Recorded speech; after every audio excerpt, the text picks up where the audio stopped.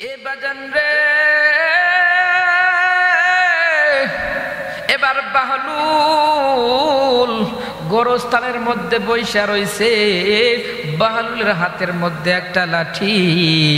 এবার বাদশাহ হারুন আর রশিদ তিনি যখন ওই রাস্তা দিয়ে যাইতেছেন তাকা দেখে বাহলুল রহমতুল্লাহ আলাই তিনি গোরস্থানের মধ্যে কবরস্থানের মধ্যে বসে বসে কি যেন করতেছে, আর তার মা হাতের মধ্যে একটা লাঠি।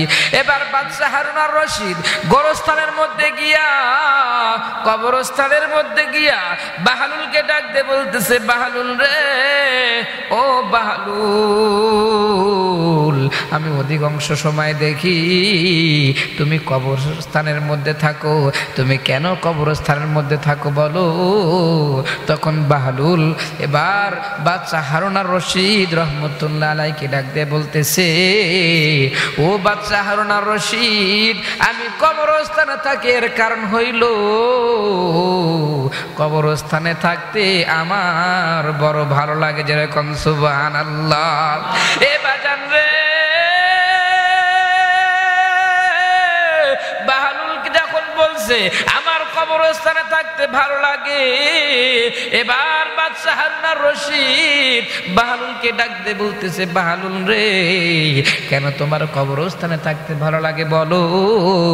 এবার বাহলুল ডাক দিয়ে বলতেছে, ও বাদশাহ নামদার, কারণ হইল আমি কবরস্থানে থাকতে আমার ভালো লাগে, কারণ হলো এই কবরস্থানের মধ্যে হাজার হাজার মানুষ ঘুমায় আছে, গরিব মানুষ ঘুমায় আছে, ভিখারিয়ে ঘুমায় আছে, প্রধানমন্ত্রী ঘুমায় আছে, আবার অনেক রাষ্ট্রপতি ঘুমায় আছে, অনেক ধনী মানুষে ঘুমায় আছে, অনেক চাকরিজীবী ঘুমায় আছে, বিভিন্ন পেশার মানুষ ঘুমায় আছে, কিন্তু আজ পর্যন্ত আমি দেখলাম না যে এই কবরের মধ্যে তারা ক্ষমতার বড়াই দেখায়া আজ পর্যন্ত কেউ মারামারি করেছে।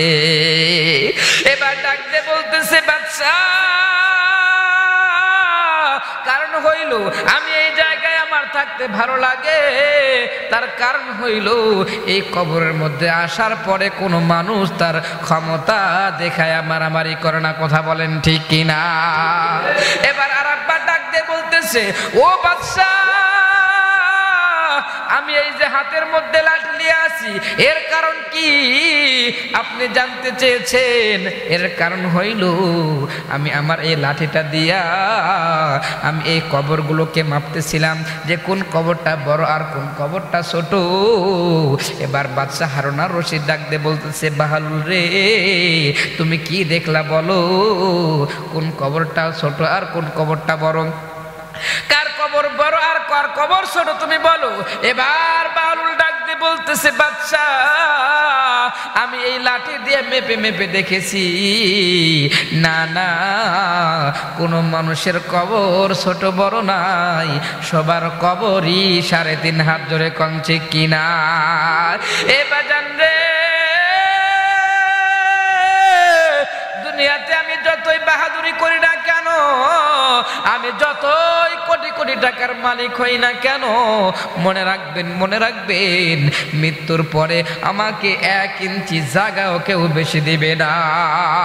এমনকি আমি যদি বলি আমারে তোমরা আমার বাড়ি আমার ঘরের মধ্যে দাফন কইরো, তারপরও এই কথা কেউ মানবে না, তোমারে আমার নিয়ে যাইয়া কিন্তু ওই কবরস্থানে গোরস্থানের মধ্যে রেখে দিবে, কথা বলেন ঠিক কিনা। এ বাজান রে কিসের ক্ষমতা কিসের বড়াই দেখাইয়া আজকে তুমি মানুষকে মানুষ মনে করো না। একটু টাকা হয়েছে, একটু পয়সা হয়েছে, একটু ভালো চাকরি পাইছো, যার কারণে তুমি গরিব মানুষকে মানুষই মনে করো না। মনে রাখবা যেই গরিব মানুষকে তুমি আজকে ঘৃণা করতেছো, যেই গরিব মানুষকে তুমি আজকে দেখতে পারো না, যেই গরিব মানুষকে তোমার ভালো লাগে না, ওই গরিব মানুষ ছাড়া তোমার কবর খোনার লোক পাওয়া যাবে না, কথা বলেন ঠিক কিনা। এই জন্য বন্ধুরে কোনো অহংকার তাকাব্বরি নাই, আমরা সবাই মানুষ, মানুষ, কে ধনী কে গরিব, আমি নিজে ধনী হই নাই, আমি নিজে গরিব হই নাই, এই সব কিছু আল্লাহর হাতে। কথা বলেন ঠিক কিনা? এ বাজান, এ সোনার যুবক, চাকরি পাইছো, টাকা পয়সা হয়েছে, অহংকার নয়, আমরা সকলে আল্লাহর গোলাম, এই কথা মনে রাখতে হবে। কথা বলেন ঠিক কিনা? আমি যখন মারা যাব, মারা যাবার পরে আমার নিয়া ওই গোরস্থানে রাখবে এমন একটা জায়গা, যেই জায়গাতে মানুষ দিনের বেলাও যাইতে ভয় পায়। এত ঝোড় জঙ্গল, এত একটা খারাপ জায়গা, যে কবরস্থানে মানুষ দিনের বেলাও যাইতে ভয় পায়, ওই কবরস্থানে তোমারে আমারে থাকা লাগবে। এ যুবক রে, চিন্তা করে দেখো, তোমার আমার মতো হাজারো যুবক কিন্তু কবরে চলে গেছে। এ মুরব্বী, আয়নার সামনে দাঁড়াইয়া আয়নাকে জিজ্ঞাসা করেন, আয়নার মধ্যে তাকায় দেখেন, ওর মধ্যে আপনারে দেখা যাবে।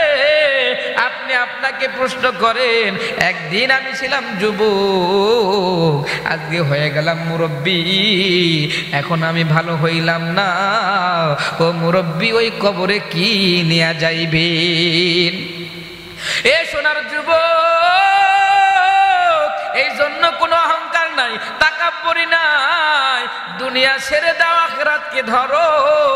দুনিয়ার জিন্দেগিতে যদি কষ্ট করো, যদি তুমি হারাম পথে না যাও, যদি অন্যায়ভাবে কোনো অন্যায় না করো, দুনিয়াতে কষ্ট হবে, কিন্তু মরার পরে শান্তির ফায়সালা হবে।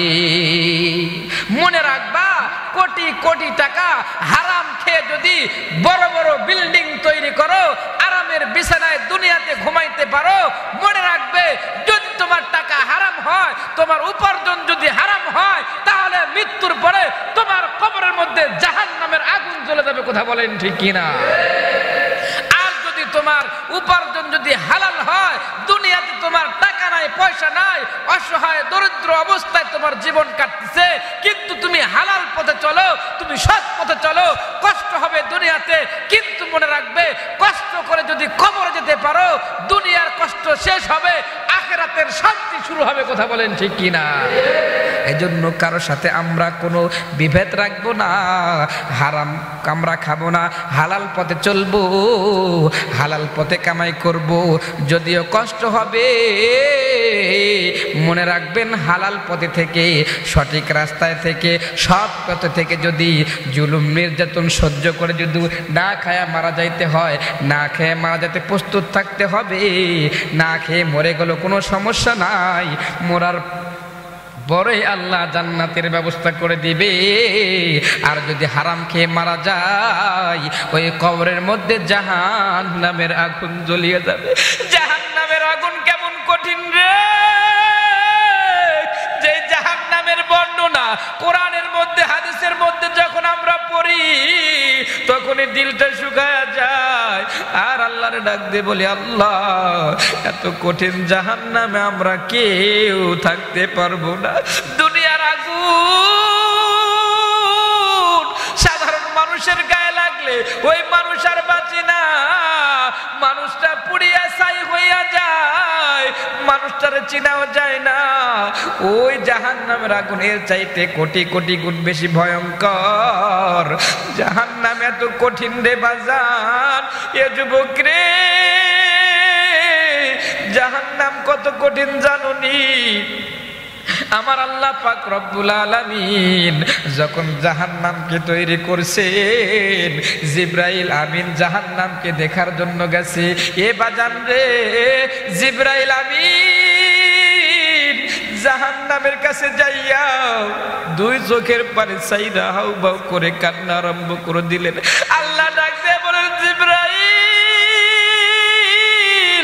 এমন করে কাঁদো কেন? জিবরাইল ডাক দিয়ে বলে, আল্লাহ,